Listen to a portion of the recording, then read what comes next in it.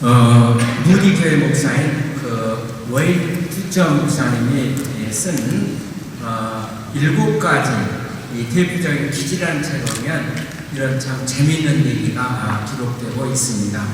어느 날 교회 옆에 술집이 들어오더니 얼마나 시끄럽게 부는지 참담한 부인들이 이렇게 기도했다고 합니다. 술집이 이사를 가든지 아니면 술집이 망하게 되든지. 그러던 중 성업이 잘 되던 이 술집이 그때부터 점점 경영이 어려워지더니 술집이 결국 와서는 망하게 되었다고 합니다. 자, 교인들이 술집을 망하게 했다는 이런 기도에 대한 소문이 돌자 술집 주인이 변호사를 고용해서 교회를 이제 고소하고 손해배상을 청구했다고 합니다. 그러다 교회 측을 대표하는 교회 지도가 나와서 판사 앞에서 이제 교회를 변호하면서 아무리 교인들이 기도를 했기로서니 우리가 기도한다고 그 술집이 망할 수가 있겠느냐, 그렇게 답변을 했다고 합니다. 그러나 고시받은 판사는 마지막 최후의 판결을 이렇게 내렸다고 합니다. 술집 주인은 교인들의 기도를 믿었고 교인들은 기도하고도 기도를 믿지 않았으므로 판사가 판결하기를 술집 주인은 믿음이 있고 교인은 믿음이 없어요, 이렇게 판결을 했다고 합니다.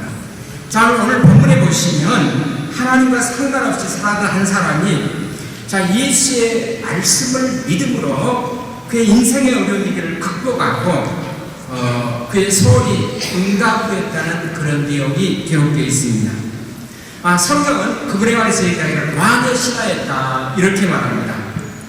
당시 갈릴리 지방은 헤롯 안디바스로 하는 분봉왕이 통치하고 있었습니다. 아마도 그의 고위층 신하 중의 한 사람으로서 아마 상당한 권력과 재력을 가진, 상당히 영향력을 가진 그런 사람이었습니다. 그런데 그러기도 자, 그의 아들이 중병에 걸려서 오늘 성경에 보신 대로 사경을 지금 헤매고 있습니다. 물론 그는 자신이 가진 재력이랄지 권력이랄지 그리고 모든 영향을 총동원해서 아들을 살리기 위해서 필사의 노력을 했을 것입니다. 그러나 그의 아들에게는 회복의 기미가 보이지 않고 다만 죽음의 징후만 더해갈 뿐이었습니다. 그것은 자, 아들을 사랑 아버지로서 어쩌면 절대절명의 이기라고도 할 수가 있겠죠. 그런데 이 무렵 기쁨의 소식이 들려옵니다. 전에 갈릴리 혼인잔치에서 물로 포도주를 만드신 기적의 예수님에 대한 소문, 그 예수님이 유대를 지나간다는 소문이었습니다. 그런데 그 기적의 주인공 예수님께서 다시 갈릴리에 오셨다는 소문을 듣습니다. 따라서 이 소식을 접한 왕의 신하에게는 어쩌면 오엘리의 마지막 입새처럼 그런 마지막 희망이었을 겁니다. 자, 이 희망을 안고 그가 예수님 앞으로 나왔습니다. 그리고 예수님 앞에 나와서 예수님에게 이제 도움을 요청하는 그런 말씀입니다. 그리고 우리가 성경에서 보신 대로 마침내 기적이 일어났습니다. 오히려 이기가 기적의 기회가 됐던 겁니다. 그래서 오늘 본문 4절, 오늘 54절의 마지막 부분에 보면 이것이 갈릴리 지역에서 예수님께서 행하셨던 두 번째 기적이었다, 그렇게 성경은 말합니다. 자, 그러면 이 이기를 기적으로 바꾼 이 아버지의 믿음은 자, 이 믿음의 정체가 도대체 뭘까? 자, 오늘 본문을 통해서 특별히 부부순에 오신 우리 장로님들이 이 왕의 신하와 같은 이 아버지 같은 믿음으로 우리의 삶의 현장에서 일어나신 모든 기적의 제목들이 응답받고 돌아갈 수 있는 귀한 시간이 될 수 있기를 주 이름으로 축원을 드립니다. 이 길을 기적으로 바꾸었던 여러분 아버지 믿음은 어떤 믿음이었는가? 첫째로 표적에 매달리는 믿음이었습니다. 자, 이 아버지의 믿음의 시작은 처음에는 표적 중심의 신앙이었습니다. 이 아버지는 기적을 바라고 기적을 기다리며 주님 앞에 나왔습니다. 인간적인 모든 출산이 자신의 아들을 살리기보다는 이 절망적인 상황 속에서 그가 마지막으로 매달린 이 아버지의 믿음은 바로 그런 믿음이었어요. 물론 표적 중심의 신앙은 다른 신앙의 가정은 아니지만은 우리가 이런 상황에서 이 아버지의 믿음을 저는 꼭 기복적인 신앙으로만 비난해서는 안 된다고 생각합니다. 그리고 영어에 보면 펠트 니드라는 그런 단어가 있습니다. 자, 이 단어는 피부를 느끼는 아주 절실한 필요를 느낄 때 사용하는 단어입니다. 여러분, 아들이 좋아하는 이 상황 속에서 이 아버지의 마음, 여러분 얼마나 절실하고 여러분 간절했겠습니까?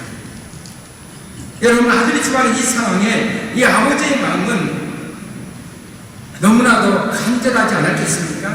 어떻게 해서든지 아들을 살려야 되겠다는 매달린 이 상황. 자, 우리가 이런 기도를 우리는 기복적인 신앙으로만 기도라고만 우리가 비난할 수가 없지 않겠습니까? 아들을 사랑하는 아버지로서 자, 아들을 살려한다는 것, 펼쳐진 절실한 간절한 여러분 피로의 기도가 아닐 수가 없습니다. 이 아버지는 자기 아들을 살릴 수 있는 누군가가 존재하고 있다는 이 사실만으로도 그에게는 희망이었습니다. 그래서 예수님께 나와서 지금 내 아들을 살려달라고 예수님한테 매어 달리고 있는 것입니다. 그리고 오늘 본문 여러분들이 다시 성경 47절로 한번 보시기를 바랍니다. 한번 같이 보실까요? 시작. 그가 예수께서 유대로부터 갈릴리로 오셨다는 것을 듣고 가서 천하에 내려오셔서 내 아들의 병을 고쳤사오니. 그런데 이런 강곡한 사람에 대한 예수님의 대답은 차라리 냉정하기만 했습니다. 그리고 여러분 48절에 있는 말씀을 계속해서 보시면 자, 예수께서 이르시되 너희는 표적과 기사를 보지 못하면 도무지 믿지 아니하리라. 저는 예수님이 이 말씀이 이 아버지에 대한 책망이나 냉정하게 거절하는 것은 아니었다라고 생각합니다. 오히려 이 아버지로 하여금 더 큰 성숙한 믿음으로 나아가도록 격려하기 위한 도전이요 자극이었습니다. 저는 처음 믿음을 시작하는 사람들이 있어서 표적에 매달리는 믿음은 출발로서는 저는 꽤 괜찮다고 이렇게 생각합니다. 그러나 믿음이 결코 거기에서 머물러서는 안 됩니다. 오늘 성경에 보면 왕의 시대나는 이렇게 생각했을 겁니다. 내가 예수 앞에 나가서 호소하면 예수님께서 자기 아들의 병사에까지 내려와서 자기 아들의 이마에 손을 얹고 안수기도를 해주시면 행여나 그러면 내 아들의 병이 나을지도 모른다. 아마 이런 원시적이고 미성숙적인 믿음이었을지도 모릅니다. 대부분의 유대인들이 가지고 있었던 믿음은 성경에 보면 바로 이런 표적 중심의 신앙이었어요. 그래서 바울은 일찍이 고린도 교인들에게 편지를 쓰면서 자, 유대인은 표적을 구하고 헬라인은 지혜를 찾으나 그렇게 말씀하고 있습니다. 당시 유대인들은 표적을 통해 신앙을 찾는 그런 보편적인 특성을 가지고 있었습니다. 오늘 여러분은 20세기를 사는 우리도 이런 절망적 이기에 빠지게 되면 우리도 이렇게 저는 표적을 구할 수밖에 없지 않나 그렇게 생각합니다. 여러분, 표적에 매달린 믿음은 여러분 신앙의 시작으로서는 필요하지만 그러나 우리의 믿음이 계속해서 거기에서만 머물러서는 안 된다고 생각합니다. 우리가 참된 믿음을 갖기 위해서 그 다음 단계인 믿음, 좀 더 성숙하고 업그레이드된 믿음이 있어야 된다고 생각합니다. 자, 오늘 본문에 보시면 우리 주님은 이런 믿음을 물리치지 않았습니다. 그리고 결국 이 아버지의 소원을 응답해 주셨습니다. 우리가 이기에 처해 있으니까 절실한 도움이 필요합니까? 아니면 우리의 삶에 희망이 필요하십니까? 예수님 앞에 나오시기를 바랍니다. 그리고 그분의 능력을 구하시기를 바랍니다. 우리에게도 이런 표적을 달라고 주님 앞에 구하시기를 바랍니다.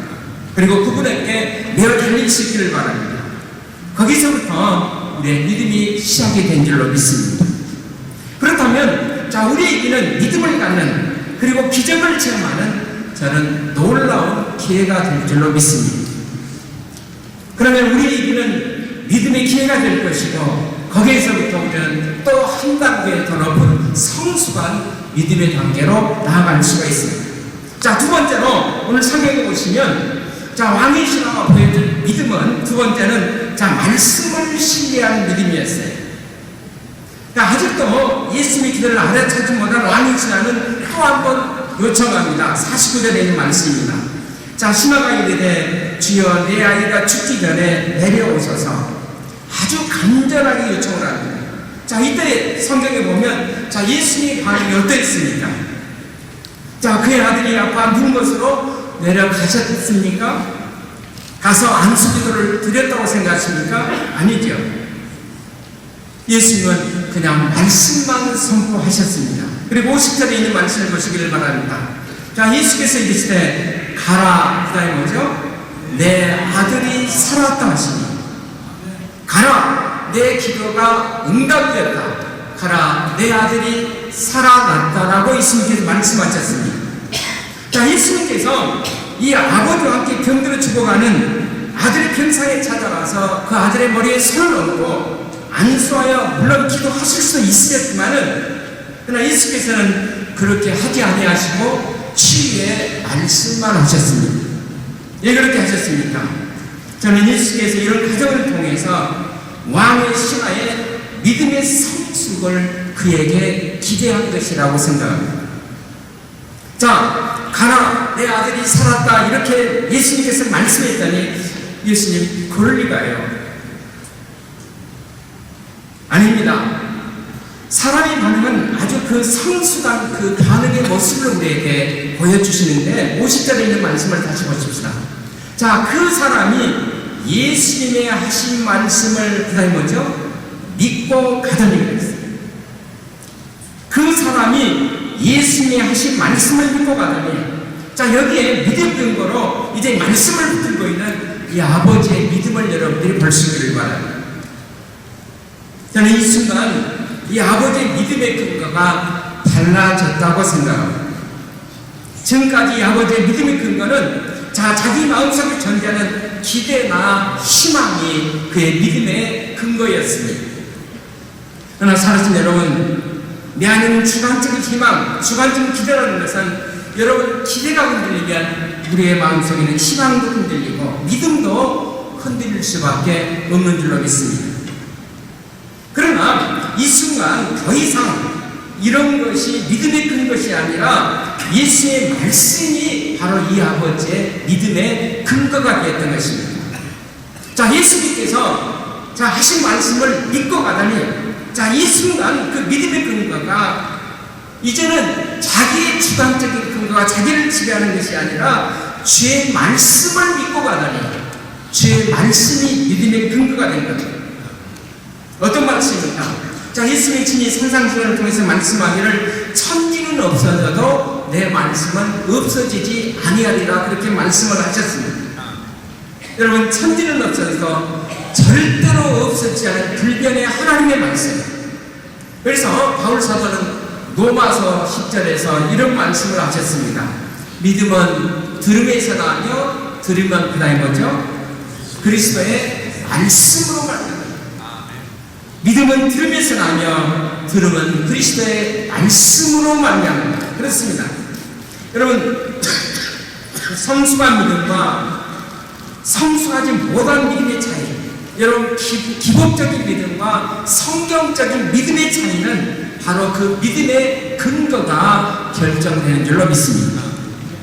그렇다면 오늘 부부실에 오신 우리 장로님들 그리고 원사님들, 여러분의 믿음의 근거가 뭡니까? 아직도 자신의 마음속에 존재하는 희망이나 기대가 여러분의 믿음의 근거입니까? 아니면 하나님의 말씀이 여러분의 삶의 믿음의 근거이십니까? 오늘 성경에 보면 이 왕의 신앙의 믿음은 짧은 순간이지만은, 자, 예수님 앞에서 도와달라고 하는 이 짤막한 타이밍 동안에 놀라운 이제 믿음의 변신을 가져오게 됩니다. 표적에 매달리는 믿음에서 보여주시면 믿겠습니다. 자, 이런 표적에 매달리는 믿음에서 이제는 말씀을 신뢰하는 말씀 중심으로 이제 믿음이 바뀌어가기 시작합니다.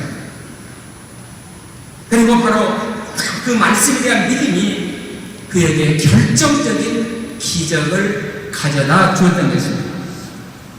자, 그가 이제 주의 말씀을 붙잡고 집으로 돌아가는 여러분, 이 아버지의 발걸음, 그의 가슴 속에는 이미 찬양과 기쁨이 넘치고 있었을 것입니다. 그래서 아마도 이 아버지는 집으로 가는 발걸음이 걸어가는 것이 아니라 아마 뛰어가고 있었을 겁니다. 왜냐하면 주님이 말씀하시는 그 기적의 현장을 확인하기 위해서 말입니다. 그리고 현대 성경을 봤더니 51절의 말씀을 이렇게 기록했어요. 서둘러 집으로 가고 있는데, 그렇게 번역해 놓았습니다. 여러분, 기적은 이미 그 아들뿐만 아니라 그 아버지의 믿음을 바꿔주고 있었습니다. 기적은 아버지에게도, 아들에게도 아버지에게도 동시에 일어났던 것입니다. 주님의 말씀이 그의 인생의 발걸음을 변화시킨 겁니다. 강원도에서 영성훈련을 통해서 많은 사람들에게 감동을 주었던 예수원의 우리는 아처 토레이 목사님을 잘 압니다. 사실 아처 토레이 목사님도 훌륭하시지만은 그의 아버지 목사님 그리고 그의 할아버지 목사님이 훨씬 더 훌륭하세요. 그래서 이 토레이 목사님이 그 할아버지인 A 토레이 목사님이 이제 한 번은 무디 성경학교 신학교에서 입학하는 학생들에게 성경에 대한 또 삶에 대한 면접을 하고 계셨다고 합니다. 그리고 다음과 같이 면접하면서 물으셨습니다. 자, 자네는 날마다 믿음으로 승리하게 살아가는 사람이 뭐라고 생각하는가? 라고 물었다고 합니다. 그때 한 학생이 대답하기를 성경을 꼭 붙잡으면서 가슴에 이렇게 꼭 끼면서 말씀을 이렇게 말씀을 붙잡고 살아가는 것이죠 라고 말씀했다고 합니다. 그러자 A 토레이 목사님은 그래, 자네 말이 틀린 말은 아니네. 그러나 자네가 그렇게 말씀을 붙잡고 사는 것보다 더 중요한 것이 있다네. 그게 뭡니까? 라고 물었더니 묻는 그에게 토레이 목사님이 이렇게 말씀하셨다고 합니다. 자네가 말씀을 붙드는 것이 아니라 말씀이 자네를 붙들고 살아가는 삶이 되어야 하는 거예요. 그렇습니다. 여러분, 말씀이 지배를 받는 사람, 말씀의 컨트롤을 받는 사람, 말씀이 우리의 삶을 통치하는 사람, 그래서 말씀이 내 인생관을 변화시키고 말씀이 세상을 변화시키고 말씀이 내 인생의 삶을 인도해 가는 것입니다. 이것이 바로 저는 우리 그리스도인의 삶의 본질인 줄로 믿습니다. 그렇습니다. 우리가 정말 말씀을 신뢰하면 이 말씀이 우리의 상호인들을 붙들어 줄 줄로 믿습니다. 이제부터는 말씀의 붙들을 받아 살아가는 삶을 살 수 있기를 주의 이름으로 축원을 드립니다. 아들이 고침을 받는 것도 중요하지만 이제 이 왕의 신하는 말씀의 지배를 받는 삶을 이제 살아가게 됩니다. 그리고 본문의 왕의 신하는 그가 만난 위기 속에서 이제 하나님의 말씀을 신뢰함으로 그에게 그 말씀이 붙드는 새 인생을 이제 살아가게 됩니다. 이제 결론을 말씀했습니다. 자, 이 길을 기회로 만든 믿음이 뭔가? 세 번째는 가족을 구원하는 믿음이었어요. 자, 첫째, 이 사람의 어떤 믿음으로 시작했습니까? 오늘 성경에서 이미 보았던 대로 패적 중심의 신앙이었어요. 그가 어떻게 변화되었습니까? 두 번째로 말씀 중심의 신앙으로 변화되었습니다. 그 다음에 세 번째는 여러분 어떤 믿음으로 변화됐다고요? 가족을 구원하는 믿음이 되었던 것입니다. 자, 왕의 신앙의 믿음은 여러분 자신도 변화되고 또 자신의 아들도 구원을 받았을 뿐만 아니라 자기 가족 전체를 구원하기에 이르렀던 겁니다. 53절에 있는 말씀을 한번 보십시다. 자, 아버지가 예수께서 내 아들이 살아있다 말씀하신 그 때인 줄 알고 자기와 그다음 거예요. 온 집안이 다 믿으니라 그랬어요. 자기와 온 집안이 다 믿으니라. 자, 아들이 치러가고 아들의 목숨을 건졌을 뿐만 아니라 아버지 자신도 변화되었고 그다음 거예요. 온 가족이 다 믿게 되었다는 사실입니다. 사실 여러분, 여러분, 빛은 숨길 수가 없습니다. 빛은 드러날 수밖에 없습니다. 빛 대신 하나님이 역사하시면 그 역사는 절대로 숨겨갈 수가 없습니다. 역사하시는 우리의 가족 가운데 한 사람을 타치하시면 그것은 큰 영향력으로 우리의 삶 속에, 가족 속에 나타날 수밖에 없습니다. 저는 진짜 우리의 가족 중에 한 사람이 정말로 예수를 믿으면, 정말 하나님의 살아계심을 체험한다면 그 영향력이 저는 가족들에게 나타날 수밖에 없다고 믿습니다.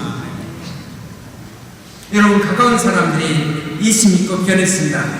그 모습을 본 여러분 가족들이 왜 모르겠습니까?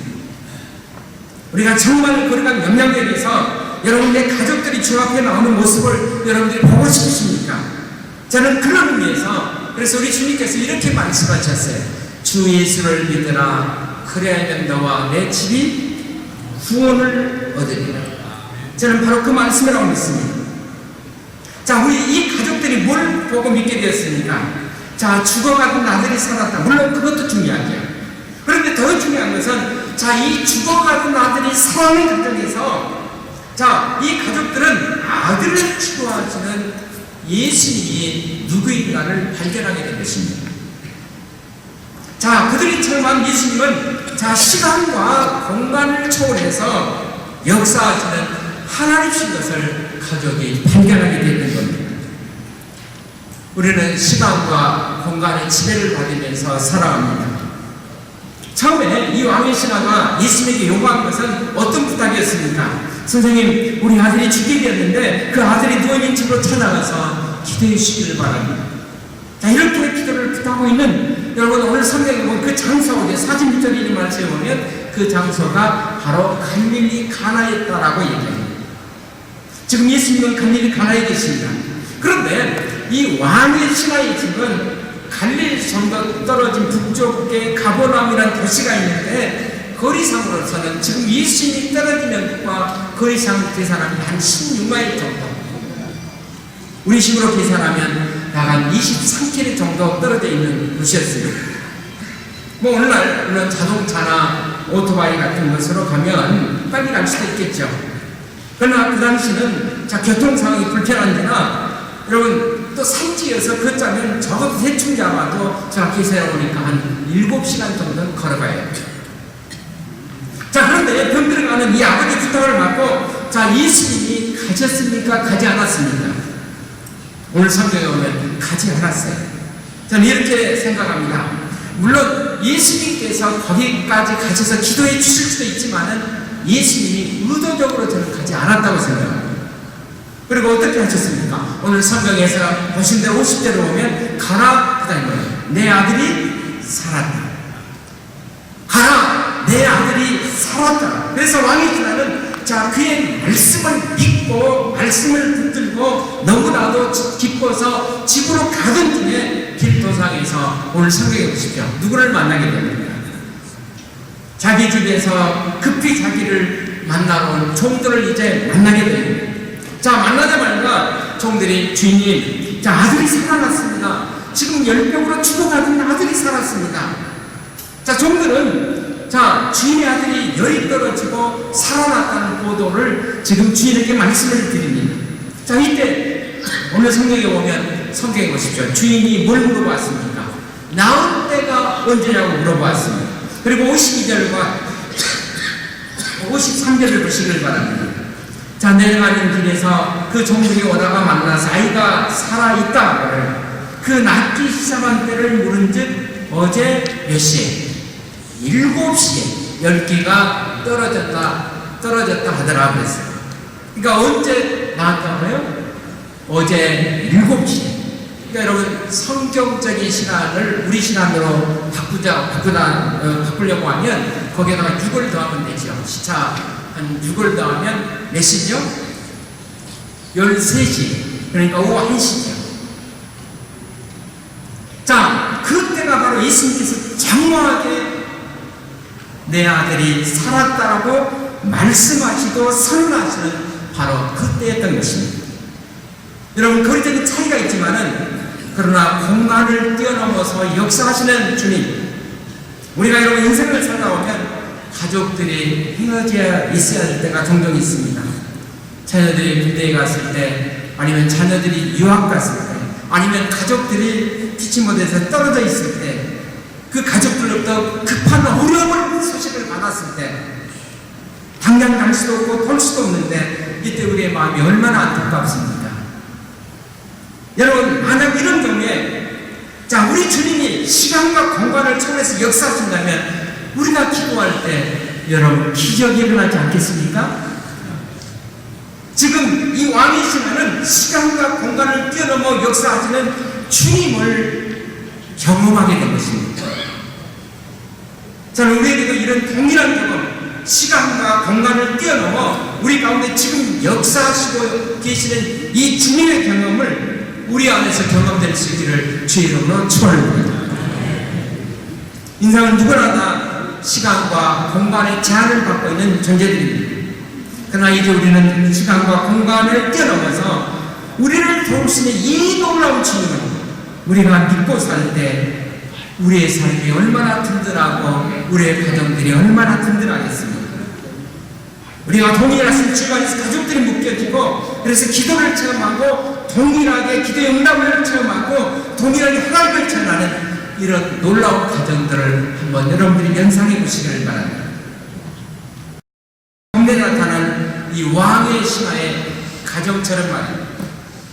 아들이 죽어가는 일이기 때문에 왕의 신하는 기적을 경험하게 되었고 그의 온 식구가 예수를 믿을 수가 있었고 그의 가정이 구원을 받는 가정이 될 수가 있었던 것입니다. 그 다음에 살아가시는 장로님들 여러분, 시간과 공간을 초월해서 역사하신 주님을 정말 여러분의 인생의 주인으로 모시고 사랑하기를 원하십니까? 비록 우리의 가족들이 떨어져 있어도 내가 아는 중요한 일들이 나와 좀 떨어져 있어도 시간과 공간을 초월해서 역사하시는 그 주님이 우리와 함께 하신다면 언제든지 우리의 삶 속에는 오늘 성경에 나와 있는 왕의 신하처럼 기적이 일어나는 줄로 믿습니다. 오늘 본문이 그 사실을 우리에게 증명해 주고 있습니다. 왕의 신하의 호소를 들으시고 시간과 공간을 초월해서 역사하시는 예수님, 그분은 오늘도 우리의 삶 속에 찾아오셔서 시간과 공간을 초월해서 우리와 함께 하시기를 원하십니다. 그분은 우리의 기도를 들으시고 지금도 우리의 가정 속에서 기적을 행하시기를 원하십니다. 2000년 십자가에서 자신의 몸으로 우리의 허물과 죄를 짊어지시고 필려 돌아가셔 주셨던 그분, 그리고 다시 살아나시다 우리의 기도를 들으시고 부활하신 그분은 지금 시간과 공간을 뛰어넘어서 우리를 돕고자 임마누엘로 우리에게 찾아오시고 계십니다. 그는 자신이 받고 다니는 팔레스타인 이 공간의 시험을 뛰어넘어서 오늘의 답답한 허리짜는 우리 한반도에서 고생하며 유리하는 우리 민족을 돕기 위해서, 그리고 우리를 돕기 위해서, 그리고 우리의 기도를 응답하시고자 공간을 뛰어넘어서 우리에게 찾아오시고자 원하십니다. 그리고 시간과 공간을 끝은 인생의 삶을 향해서 삶의 장에 힘들며 힘이 많은 우리의 소리에 귀를 기울이고자 원하십니다. 그리고 우리의 신음소리가 하늘에 울려 퍼지는 그 순간 주께서는, 전능하신 주께서는 우리에게 능력의 손을 펼치실 것입니다. 그리고 그의 손길이 내리시는 거기에 반드시 저는 기적이라고 믿습니다. 우리나라가 지금 경제적으로도 힘들고 예계적으로도 너무 힘든 가정 속에 있습니다. 우리 자녀들이 기도하시면 의인 10사람이어서 소돔과 고모라상이 멸망했는데 우리의 장로님들이 기도하시면, 그리고 800만의 성도들이 기도하시면 이 민족을 하나님께서 다시 한번 회복시켜 주실 줄로 믿습니다. 우리의 삶의 강에, 그리고 우리의 가정 속에, 이 민족 속에 저는 놀라운 기적들이 일어나라고 믿습니다. 바로 그 기적으로 오늘의 고난을 내치고 승리하는 우리의 장로님들, 성도님들이 될 수 있기를 주의 이름으로 축원을 드립니다. 기도하겠습니다.